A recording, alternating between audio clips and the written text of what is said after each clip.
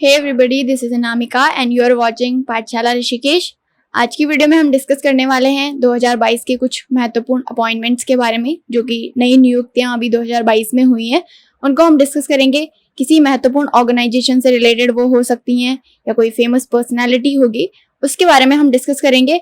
और जितने भी उनसे रिलेटेड फैक्ट्स निकल के आएंगे वो भी हम साथ साथ में कवर करते चलेंगे। जो भी आपका CHSL का एग्जाम हो या आपका MTS का एग्जाम हो या SSC का कोई भी अदर एग्जाम हो, यहाँ से जरूर आपके लिए क्वेश्चन बनता है। तो आप ध्यान से वीडियो को देखेंगे और सारी चीजें नोट करते चलेंगे।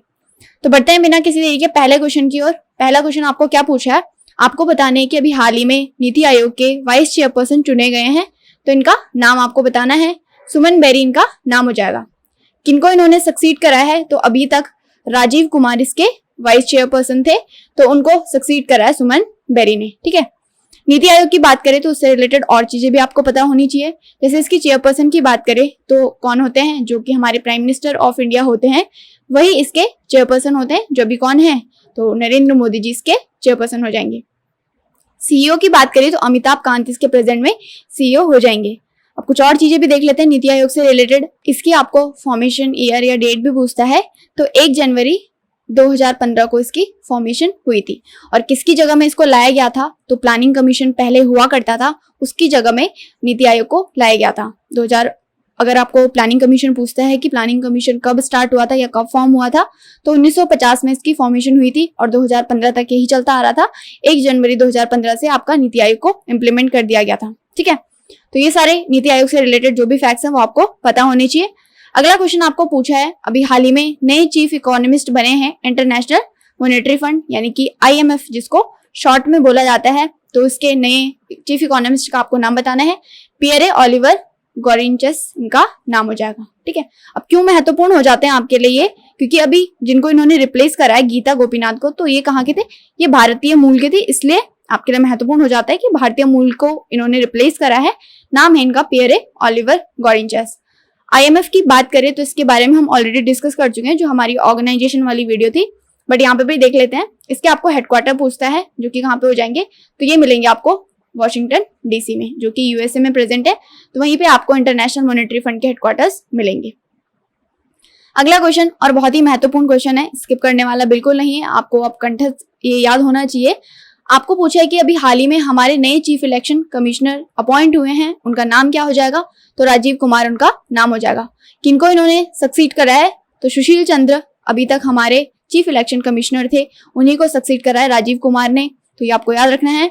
और क्या याद रखेंगे आप, इलेक्शन कमीशन की बात हुई है तो और चीजें हम यहाँ पे डिस्कस करेंगे।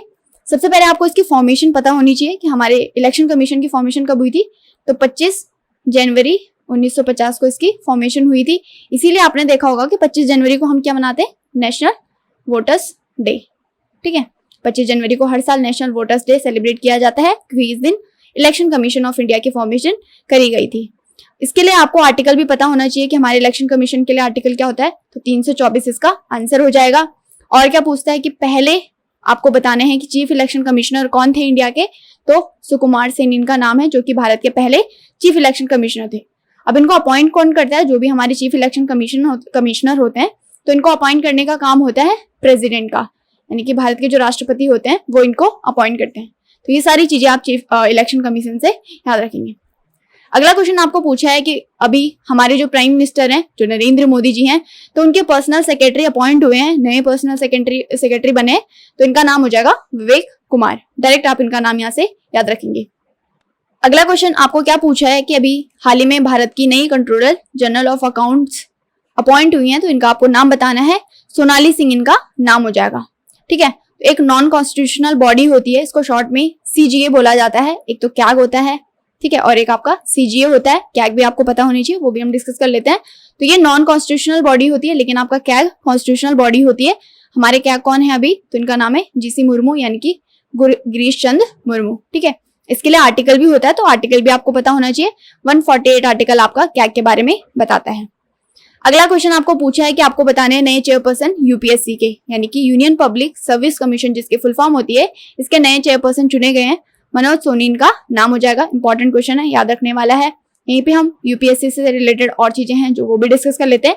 तो ये भी अगेन आपकी कॉन्स्टिट्यूशनल बॉडी है, तो ये भी याद रखेंगे। तो तो इसके लिए कोई आर्टिकल भी होता होगा, कोई पार्ट होता होगा। तो कौन से पार्ट में आती है? तो पार्ट 14 में तो आपका यूपीएससी आता है, और पार्ट 14 में जो आर्टिकल है वो कहां से कहां तक है? तो 315 से 323 तक आपका यूपीएससी की बात करता है। तो ये भी आप आर्टिकल भी याद रखेंगे।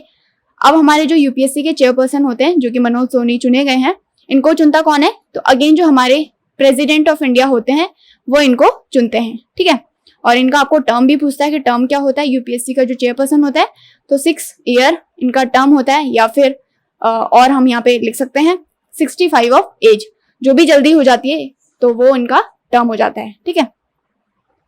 अगला क्वेश्चन आपको पूछा है कि अभी हाल ही में नए प्रेसिडेंट चुने गए हैं, FATF यानी कि फाइनेंशियल एक्शन टास्क फोर्स की फुल फॉर्म होती है। तो इनका आपको नाम बताना है। तो टी राजा कुमार इनका नाम हो जाएगा, ठीक है। महत्वपूर्ण नाम ये आपके लिए हो जाएगा। अभी FATF जो है वो न्यूज में भी चल रहा है। क्यों चल रहा है? क्योंकि जो आपका UAE है, UAE को इसने अपनी जो ग्रे लिस्ट होती है उसमें इसने इसको डाला है, तो इसलिए ये न्यूज में चल रहा है। तो इसके बारे में आपको चीजें पता होनी चाहिए। फॉर्मेशन ईयर भी आपको पूछता है FATF की, तो 1989 में इसकी फॉर्मेशन हुई थी। हेडक्वार्टर्स मिलेंगे आपको पेरिस, फ्रांस में, ठीक है। जो भी टेररिज्म से रिलेटेड ग्रुप होते हैं उनको टैकल करने का इसका काम होता है।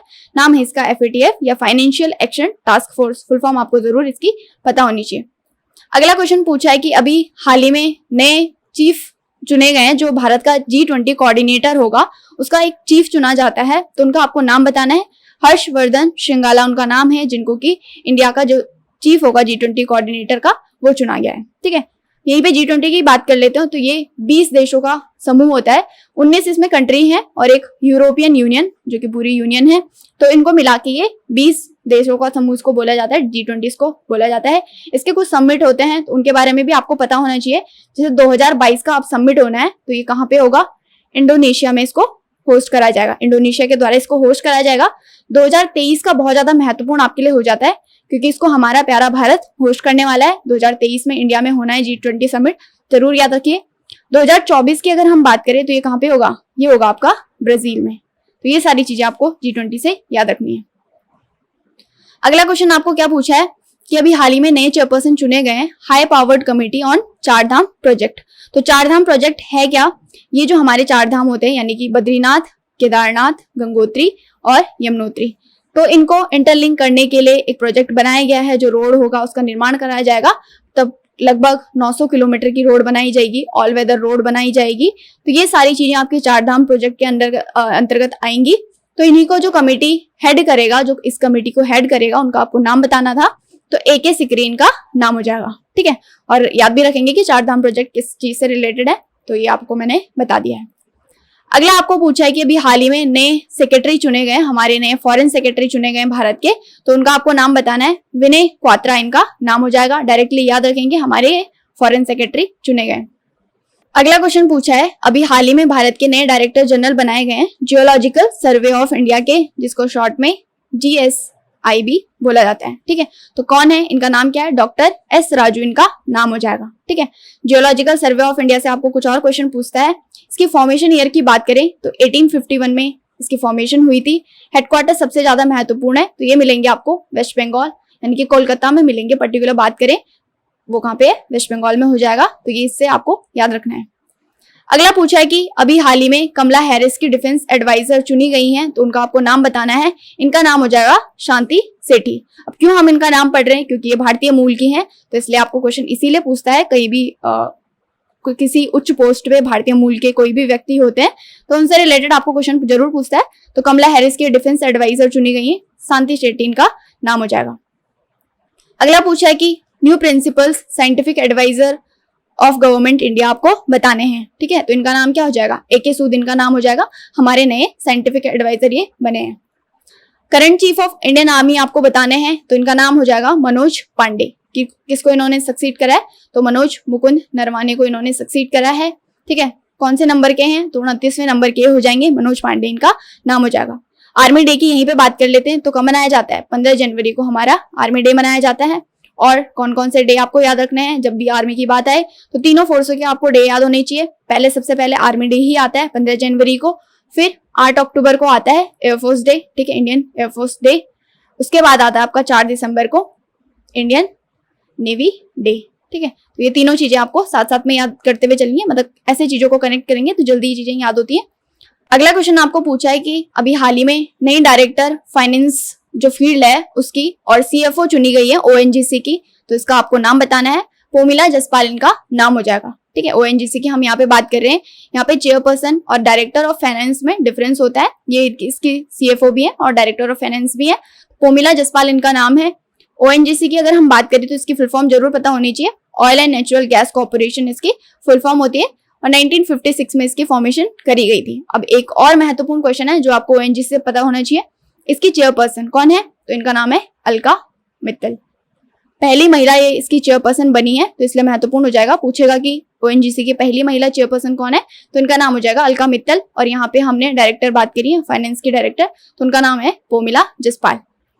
अगला आपको पूछा है कि ILO यानी कि इंटरनेशनल लेबर ऑर्गेनाइजेशन के नए डायरेक्टर जनरल बनाए गए हैं, तो इनका नाम आपको पता होना चाहिए, गिलबर्ट होंगो इनका नाम हो जाएगा, ठीक है। इसके बारे में भी हमने जो हमारी ऑर्गेनाइजेशन वाली वीडियो थी उसमें डिस्कस करें हैं, फिर भी हम एक बार रिकॉल कर लेते हैं चीजों को। ILO यानी कि इंटरनेशनल लेबर ऑर्गेनाइजेशन जो है इसकी फॉर्मेशन कब करी गई थी, तो 1919 में इसकी फॉर्मेशन करी गई थी। और हेडक्वार्टर आपको कहाँ पे मिलेंगे, तो ये मिलेंगे जेनेवा स्विट्जरलैंड में, ठीक है। ये चीजें याद करने वाली हैं, तो याद करते हुए चलिए। अगला पूछा है कि नए CEO चुने गए हैं जेट एयरवेज के, तो इनका आपको नाम बताना है, संजीव कपूर इनका नाम हो जाएगा, डायरेक्टली आप इसको याद रखेंगे।